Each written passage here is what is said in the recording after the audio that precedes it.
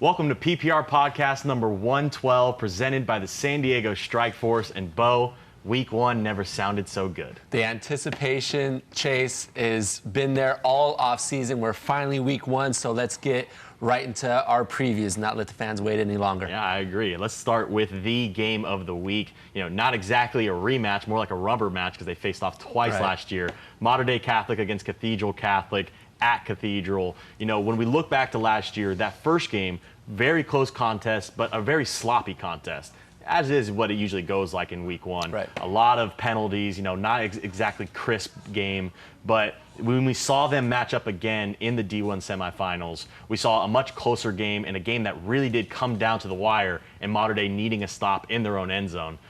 I see somewhat of a similar game going now, although Modern Day isn't exactly returning the same sort of team. Yeah, I see a mixed bag of both games, especially with losing a lot of seniors over the offseason and a few big coaches during the offseason as well. When I look at a team like Cathedral, it reminds me of a Bill Belichick type of defense, where Cathedral Catholic on the defensive side is going to take away what you do best on the offensive side. We saw that last year with them running two deep safeties, not allowing any big plays over the top. They wanted everything under, running a light five-man box. This year I see it a little bit differently.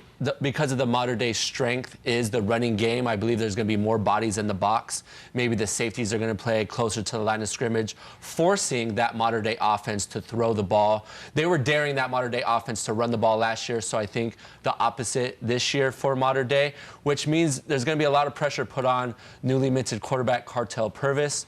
We know the guys on the outside, Johnny Scott on the spot and Isaiah Buxton, are going to need to have big impact plays. We know Anthony McMillan is a good running back. We're going to see how good he is against this Cathedral defense. It's a stingy defense. They don't allow any big plays, and it's because they're well coached. And speaking of coaching, one of the things I really appreciate about this matchup is the coaching matchup. Absolutely. John Joyner versus Sean Doyle. You talk about Joyner, who has 3 state championships under his belt, and Sean Doyle is probably one of the more decorated, successful coaches in all of San Diego. I absolutely agree. And really what we saw the difference maker, if we're going back to that week one game where it was very close despite all the penalties, the difference came on special teams and on defense for Cathedral. And I want to see which Cathedral player on defense steps up and makes those plays, because ultimately I think that might be the difference. What I saw this Cathedral defense in the offseason, they look really good. They look well in tuned. I expect them to come out of the gates hot, because that's what Montali's guys always do. And so I want to see who's going to be the guy that steps up. We saw it with Matafaremo last year. They no longer have him. So who's going to be that guy on the defensive side for the Dons? That's really the one person I'm looking at. Obviously, the big impact will be Anthony McMillan on Modern Day side. Just what kind of player will he be? We know what he's capable of. We've seen it time and time again. We saw it against Mission Hills in the CIF final game. Can he do that to this Dons defense? I think it's well in the cards for him to do that. But like you said, they're going to eliminate or try to eliminate the one guy on the other side of the ball. And I believe that's McMillan. So they're going to have to get a little bit creative. And it's also going to be a whole new kind of offense for Modern Day. We really don't have a clear view as what they're going to look like now in this new regime. So it's going to be interesting. I cannot wait. But a huge matchup for week one. Both programs lost a lot of guys, but I think Modern Day takes a bigger hit, especially with losing a couple coaches. So you almost have to give the edge to Cathedral because it's so early in the season. If it was later in the season, it might be a different story because it is week one. Cathedral gets the nod. I agree. I agree on that part. Now let's go into our National City Mile of Cars South Bay game of the week, the game you will be at, Mount Miguel at Sweetwater. On my side, obviously, this is the first game for Coach V in charge. Well, first regular season game with Coach V and his new staff in charge. And it's about building whatever they want this Mount Miguel program to be. You know, this starts with week one. This is a program that hasn't had a winning season since I was playing football. For those of you keeping score at home, that's 10 years ago. All right, so they need to get Mount Miguel on the right track, and they need to do it early, and that starts with this Sweetwater game. Yeah, and that offense has played up to expectations during the preseason. Matthew Barton last year, 2,300 passing yards, 31 passing touchdowns, and has a trio of receivers that might be one of the best in the county, definitely the best in Division IV. That's freshman phenom Delonte Williams, Jeremiah Castillo, who had an exceptional junior season last year, and transfer A.J. Logan. We have yet to see if those transfers are accepted through the CIF or not. So we're playing the waiting game on that, unfortunately, for Coach V and that coaching staff. But still, they should be dominant in all three phases of the game: offense, defense, and special teams. I wouldn't be surprised if all three of those phases there was points scored. And for Sweetwater, you know, I've heard out of camp that they have around 20, 25 players on the varsity level. That's a low number for any. Yeah, it's gonna be very tough.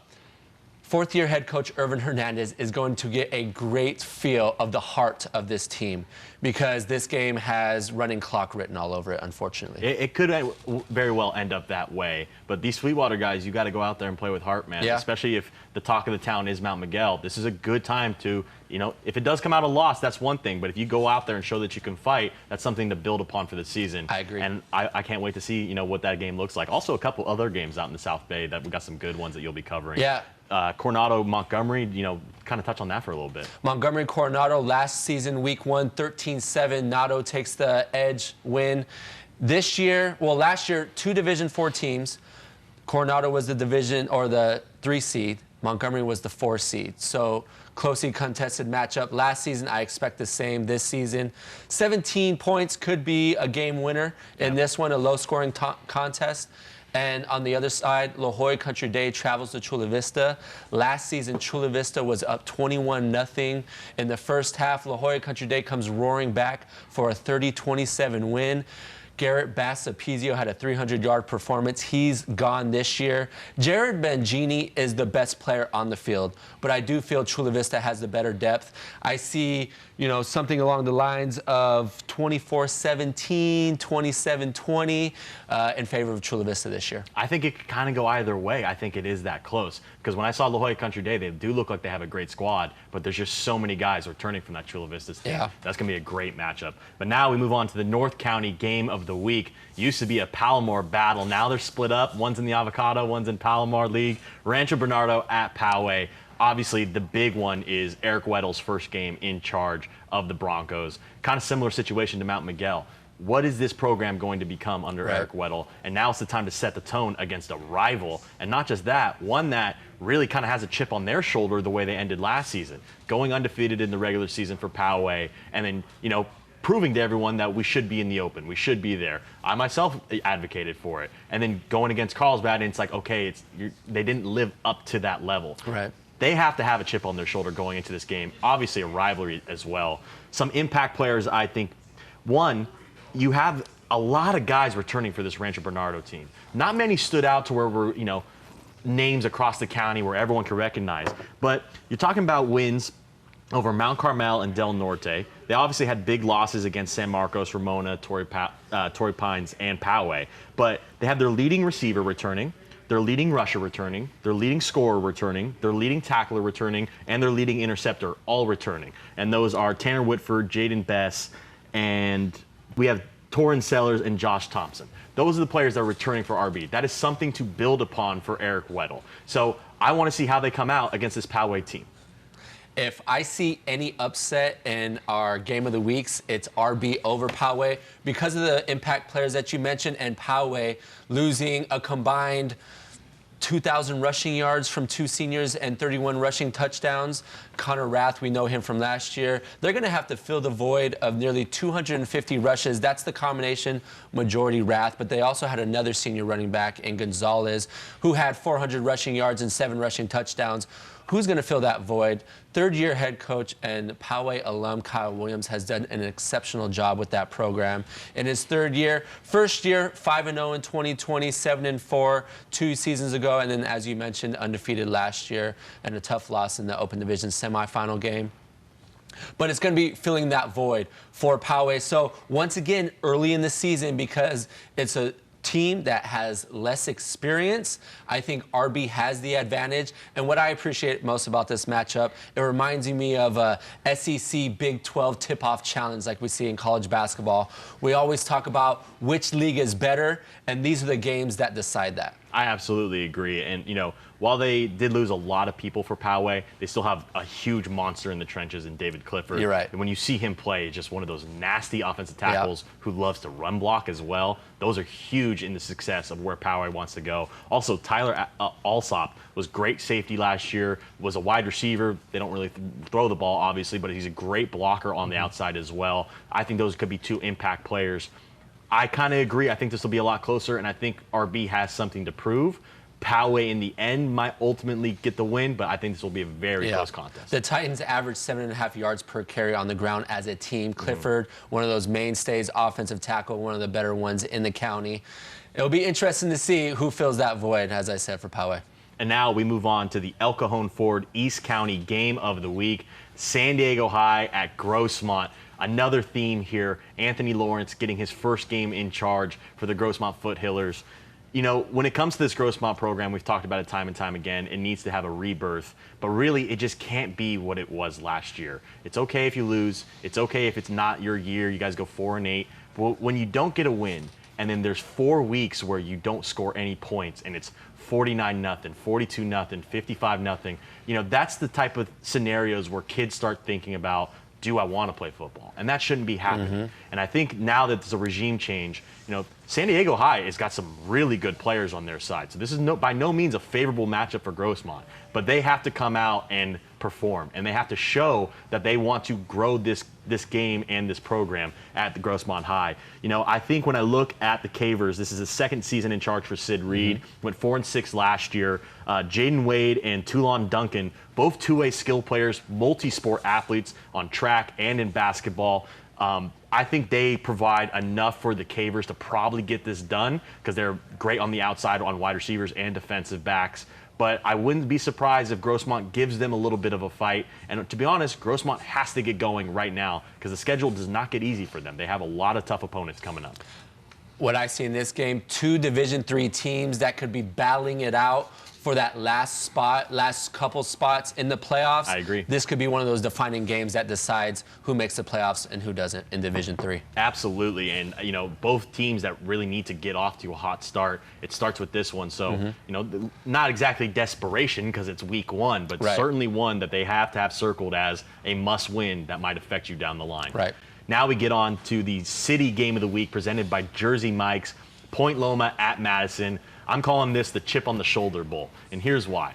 Both these teams last year were great. Loved them both, loved to watch them both. Madison went 9-2. Those only 2 losses coming to Lincoln, who then went on to win the Open Division and then a state title. Point Loma also lost to Central Union. They went 10-3, but both of their losses came to University City, who they lost in the CIF title game in D3. A great D3 championship game. Phenomenal, but they have to leave a bad taste in your mouth when you perform so well all season, and then the one team gets you. That's, obviously 2 for Point Loma's case, but you have to come out like, okay, we got to set it right. Obviously, not a great matchup for the Pointers. They got to go against this Madison team, but I think they will have a chip on their shoulder. I think some players that we see out there, Aaron Lee does it all for them at wide receiver, kicker, and kick returner. But also Brady Allen was phenomenal as a wide receiver. I'm all over Nathan Terzoli. I think he's a phenomenal guy on the edge and getting in the trenches. And that's something that, honestly, on the Madison side of the ball, I think that's where they're going to be most tested is because I know their defense. Their defense is phenomenal. A lot of returning guys on multiple levels. But what is this Madison offense? Because there were so many guys last year that were seniors that were huge impacts to this team. We talk about Parental. I like what I saw from him out of 7-on-7, but it's 7-on-7. Yeah. How does he handle the pass rush? And, if Terzoli's in there, maybe they give him a good look. Maybe he gets a good little amount of pressure, and so we see that. Xavier Quintanar, he's a great wide receiver on the outside. I want to see what they do in the run game. We expect it to be Jalen Brown and a little bit of T-Val.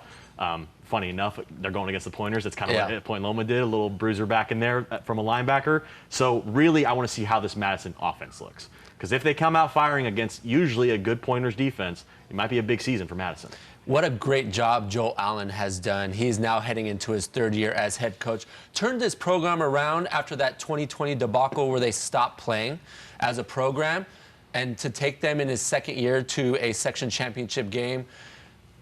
But they're now playing at Madison, who was undefeated at home last year, 7-0, and it's tough to play at the Madhouse for obvious reasons. You talked about Brady Allen for Point Loma. He was used in the passing game and the running game, averaged nearly 8 yards per carry.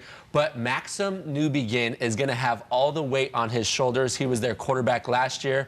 You talk about a player that had an exceptional D3 section championship game, did it with his arms, did it with his legs, had only 30 carries on the season, but averaged 10 yards per carry. So it's not a quarterback that's run first, but if the pocket breaks down or the offensive line collapses, he can scramble and score for big runs on the ground. So a dual threat quarterback that they're going to need to have because they lost 2 of their big running backs last year. It's the Madison defense, though. The linebacking duo of James Tavao, 99 tackles, and Titus Toilolo, he had 6 interceptions on the season last year, which is a considerable amount for a linebacker. Absolutely. And then you have, on the back end for Madison, 2 of the better athletes that I've seen in a long time, and that's Jalen Brown, who is going to be their starting running back. You talk about great athletes. And ASU commit Martell Hughes, who I see as a Josiah Cox this year type of player, and he plays safety. I absolutely agree, and I think that's going to be the toughest thing for this Point Loma team to do is to sustain drives against this Madison defense. I'm still on the train where I think they could possibly be the best defense in San Diego. Yeah. A lot of other teams making a good case for that argument, but I think coming out of the gate, this Madison defense is going to show exactly who they are. Point Loma is going to need to keep this a low-scoring ball game if they have any chance in this one. I absolutely agree. Another great little matchup in the city, though, is La Jolla against Bishops. Good little rivalry out there. I love to see these opening matchups where it's kind of a bit of rivalry. We talked about Poway and Rancho Bernardo, but La Jolla Bishops always a good matchup as well. In-town rivalry for bragging rights of La Jolla Bishops against La Jolla.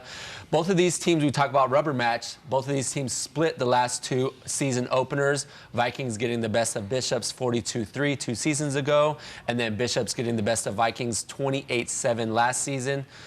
Who knows where this one's going to go, but when you win this week 1, for those players in that area, it doesn't really matter what you do the rest of the season. Yeah, talk about momentum. If you win that week 1, you have bragging rights for the rest of the season. Absolutely. I honestly, from what I saw from La Jolla from this offseason, would not be surprised if they go out there and put on a show. They look really good. Love their weapons on the outside, and I love both their quarterbacks they have. La Jolla looks really good this year. And they have a underrated coaching staff at La Jolla. Absolutely. One of the better agree. coaching staffs in the county. So now we get on to the Saturday night football show right here on KUSI. We're doing it yet again. The first of 3 games we will be showing this season. Mission Hills at Granite Hills, a big D1 matchup.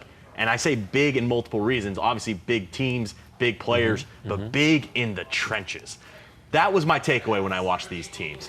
When you watch Demarion White and you watch Travis Ford stand next to each other on the sideline, you immediately go, who are those guys? Right. If you've never seen them play, you're like, who are those guys? And they showed it. And, I understand Lincoln won the scrimmage game, but that game at halftime was 14-7 Granite, and it was really one play by Pablo Jackson going down the sideline for about 73-yard touchdown. It's that close. Granite is here. They're arriving on the party, and they can play you in the trenches, both sides of the ball. I think they're a matchup problem for anybody, but that's also the same thing I could probably say about Mission Hills as well. When you talk about some of the guys on Mission Hills, Sawyer Knox, 6'5", 230, offensive tackle. Jonathan Class, on the defensive end, 6'3", 205, also plays tight end. Yes, he does. He's athletic. They have 2 great quarterbacks as well, with Smith and Hune. I want to see just exactly how this one goes. I don't know, because I just can't decide. Like, there's some games we talk about here where it's like, okay, I see how this one plays out. Yeah. This one, I have no idea. I just know it's going to be a brawl, and I cannot wait for it. There's no coaching staff or returning players that want to get on the field faster than Mission Hills after that heart-wrenching Division I championship loss in the final seconds against Mater Dei. A stellar player in that game all season was Jonathan Class. He's one of the better defensive linemen in the county that is not talked about. And when you talk about a guy that needs to fill a void on the offensive side, they lost the star in Santiago Salas, their running back. Jaden Williams 100%. is going to be that guy that's going to provide and supply the spark on offense. He's also a 2-way player. He mans the back end at free safety for the Mission Hills Grizzlies. And for Granite Hills, There are few equations that work really well in football, and one of those is running the ball well and playing great defense. Granite Hills returns 2 solid running backs in Isaiah Jackson and the other running back in Maxwell Turner, both combined for nearly 1,800 rushing yards and 26 rushing touchdowns. They lost their pair of quarterbacks and top 2 receivers last year, but they bring back their best receiver, and that is Josh Zander, who had 31 receptions for 480 yards and 4 touchdowns. But it all starts with this defense up front. You mentioned the 2 defensive ends in White and Ford. But on the back end, probably the 2 best safeties as far as duos, strong safety, free safety, Nicoy Maddox, 87 tackles, and Jordan Glaze, 122 tackles, led the team. He plays near the line of scrimmage and can also cover on the back end. One of my favorite parts of watching Lincoln football is you can almost watch it with your eyes closed, because sooner or later you hear that pop and you immediately turn your head and go, ooh. It was surprising to hear the pops coming from Granite Hills' side. I'm not saying Lincoln didn't return their own. They definitely got their shots in. But Glaze and Maddox were lighting guys up. They saw their opportunity and they're taking it. I love that from safeties. When you have 2 safeties who can do that, it's a different dimension to the game. And what they do and the pops I was hearing, I was like, oh, I almost stopped working my job. I was supposed to be filming the game and I had to look over to see who it was that was making those plays. Glaze, you hear his name called almost every single time. Same with Maddox. I love what I'm seeing from this Granite Hills defense. They might be a problem for Mission Hills. I'm going to say that. Yeah. But Mission Hills, you know, if we're talking about matchups, who matches up well, these 2 teams perfectly next to each other. Yeah. Perfect for television. That front 7 of Mission Hills is going to be tested. They're going to need to keep the Granite Hills rushing attack around 4 or 5 yards per carry. But I think eventually they're going to pop for some big plays. The Granite Hills offense is on the ground. I think that's going to be the deciding factor. Absolutely. Can't wait. I'll be on somebody's sideline, you know, with Paul and Bert and Brandon in my ear. So that'll be a fun one.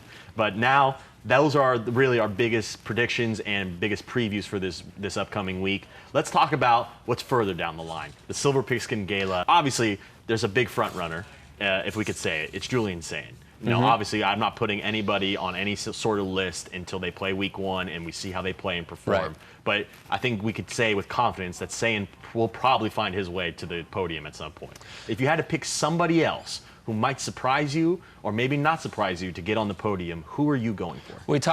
When I look at the Silver Pigskin podium, you know, it's big offensive guys, big defensive guys, and the better 2-way guys, right? So Jalen Brown is a name that comes up out of Madison, starting running back. We know they're going to be playing with the lead a lot, so I see him getting a lot of carries and possibly a lot of interceptions in that secondary. Anthony McMillan as well, another 2-way guy, big offensive guy, going to get a lot of carries and will be a big impact player on defense. But when you talk about offensive guys, Rylan Jesse, Kevin Allen, I actually see this Helix attack on offense more of a running game. I think so too. For whatever reason, I saw Kevin Allen bust one to the outside. Great lateral movement and a burst, reminded me a little bit of Christian Washington from a couple years ago. Mason Walsh is going to get a lot of opportunities, 1,300 rushing yards last season. This team is going to play with the lead as well. Sane's going to put them in a lot of great positions. Matthew Barton, 2,300 passing yards. We talked about him. Coach V airing it out on the offensive side. Jack Snyder as well, 2,500 passing yards last season, and brings back a lot of the skill guys. Underclassmen is one of my favorite categories. Year in and year out, it always seems like this is the toughest category to predict. When I see Dre Gardner and Achilles Smith, 2 guys on the same team, might be possibly the first time ever we see a pair of guys on the underclassmen. But the guy that really stands out, Ty Olson, led all receivers last year with 74 receptions, 1,300 receiving yards and 16 touchdowns. And I talked about last year, freshman phenom Delonte Williams. He's going to get a lot of opportunities on the offensive end for the Mount Miguel Matadors. 2-way guys, Justice Woods. He now goes into an offense where Creep McAhelly throws the ball a lot, so he's going to get a lot of opportunities on the offensive side, and he's one of the better defensive corners in the game. I talked about Jamil Kassab last year as a 2-way guy, 8 interceptions, second in the county, and he's a big-time playmaker on the offensive side. James Tavao, offensive guy. He's going to have a lot of short yardage touchdowns, and he's going to get some carries, and we also know about his defensive prowess. And Jaden Williams from Mission Hills, I think, is another one of those guys that is going to provide a lot of spark on offense, and he has a possibility of getting a lot of interceptions. Defense, Jerome Roberts. Josiah Cox won it last year as a defender For Lincoln, I see them being a top defensive team as well. And Roberts is going to be the anchor on the defensive side. Thomas McCormick, very similar situation, led the Lancers last year with 95 tackles. Demarion White, and, Ramu is that guy that could possibly be in the Silver Pigskin because he's going to have close to 30 sacks. Yeah. And how can you overlook that? And Fabian Gerbella is one of my dark horses for defensive nominees just because he had 125 tackles last year and he was a starting quarterback. I think, it looks like he's not going to be the starting quarterback this year for Eastlake, which only opens him up on the defensive side. So if we're looking around 150 tackles, 130 tackles, you have to give him a nod on the defensive side. Absolutely, I agree. For me, when I look at the podium, so many people always talk about all the offensive guys get on there because they put up the yards, they put up the touchdowns. I really do think there's a case to be made where 2 defensive players can make it on the list this year. One of them being Demarion White. I think he's phenomenal. I think Granite has a great year, and I think it comes down to what he does on the defensive side of the ball. I could see him on the podium, no doubt. And Ratumana Bulabulavu, I think what the numbers he can put up playing for Army Navy and the tenacity he brings with it, he is someone that you always look at and just steals your eye whenever he's playing on the field. I think the numbers he puts up alone probably puts him on the podium. I could see 2 of them making it. For my Iron Hog, I think I'm going to go for a defensive guy on the Iron Hog. I'm going Jude McClellan from Carlsbad. Okay. 6 sacks, 58 total tackles, 15.5 of them for a loss. I think you can make a case for a couple other guys as well, but if I'm just picking the one, I like what McClellan brings, and I like what they did in that game against Poway last year. I think we could see a huge year from McClellan this year. I like that because that is an offensive category majority of the time. So I don't know if that's the defensive lineman in me coming out saying we need to win the Iron Hog here, boys. But I'm sure it's going to be one defensive guy and then a whole bunch of offensive linemen, as it probably should. But if I'm going Offensive Player of the Year to watch, Mason Walsh very well could make it on the podium. I suspect Sane will probably end up on the podium, so he might have to go a fan vote route. So this might be a perfect opportunity where he comes away with Offensive Player of the Year. I agree. 1,600 total yards, 18 total touchdowns last year, and really the field opens up for him because he has Julian Sane, and he makes the most of it. And he's just a unit. And it's going to be a light box. He is a unit out there, too. Wrestling champion. It's hard to tackle a guy or play in the trenches with the guy when they're playing wrestling. How about a running back for you? That's almost impossible. He will be on the podcast tomorrow with Bert and Paul. Defensive Player of the Year, Jerome Roberts stands out to me. So many star players on that defense last year, so many seniors, that he almost got overlooked at times. I think he takes the leadership role for the Lincoln Hornets this year and really stands out on what should be a very good defense. Two-way player, I think Jamil Kassab could be the front runner for that because he does do a lot offensively for Ramona, and I think they might lean on him just a little bit. They still have a great running game in Enriquez, but his defensive, he gets so many interceptions. And when you have someone like that who is always attacking and looking for the ball, the numbers are going to go up. I feel like 8 interceptions this year. He might do that again, maybe 9. I think Kassab could be a front runner for that spot. Special teams, it's hard. I said Trey Coleman because he might get on the podium last week.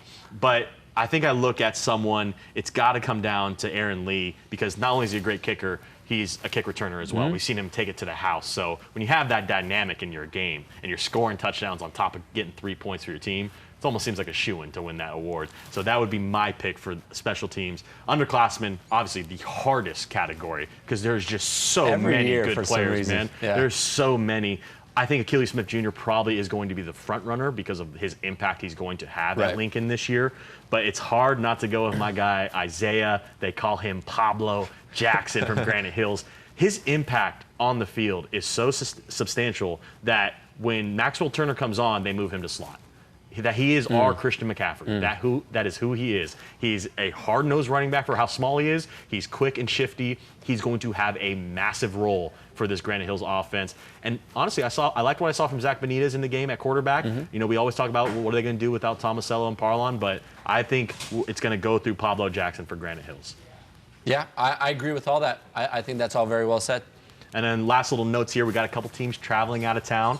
El Camino going to take on Big Bad Mission Viejo. Huge test for the Wildcats. Cannot wait to see what that game will be for them. We will be covering the Carlsbad at Inglewood game Carlsbad's one of their few slip-ups last year. They look to probably go get some revenge against Inglewood. Will be a great matchup and a great game and another chip on the shoulder type of game for them. And then obviously Lincoln taking on Waianae from Oahu. They will be going to Hawaii. Great moment for that program. Great moment for all those players. And just enjoy yourselves. I cannot wait. Yep. I want to see them ball out because that is, that's a national level. I know they're going all the way to Hawaii, but when you go to a different state, you got to put on for San Diego. And that's exactly who Lincoln is to their core. So I cannot wait to see how they do. And they go up against a top 10 team in the state of Hawaii, so that's going to be a big contest for them. You talk about El Camino going to Mission Viejo. The Diablos rained fire on offense, put up 55 points against Helix last season. And then Carlsbad, 35-18 they lost to Inglewood. And Inglewood went 13-1 last season. Great team. So that is a great team, a great early test for Sayan and that coaching staff. And we talk about great test. Chase, our new Dine and Dash reporter. Where are you headed this week? I will be going to San Marcos to dine with the Knights after their game against RBV, stealing somebody's pizza somewhere. My greatest test will be how fast do I eat a pizza and try not to choke while I interview people. So that will be a great time. I cannot wait for that. Should be a lot of fun. Also, quick shout out before we go. Girls flag football kicks off tonight. San Ysidro at Claremont. We will be there, and it will be on Friday night for the PPR. We will be showcasing them. So happy for those girls. They get their time to shine on PPR because that's one of my biggest takeaways was as a player, it was the worst when it was an away game because that meant I had to take the bus back to Cathedral and I was going to miss PPR. If I was home, I could get in my car, drive home, and I'd get in time for the show. So I can only imagine what those girls will be going through when they get to, they play during the week, but still, Friday night comes, they tell their family, their friends, and then they get to watch their highlights on tape. So happy for them. Powder Puff was always a lot of fun in high school, and now it's going to be on a bigger level. Can't wait for that. Well, that will do it for PPR podcast number 112. Stay tuned for 113 tomorrow with Mason Walsh, wrestling champion and running back from Carlsbad.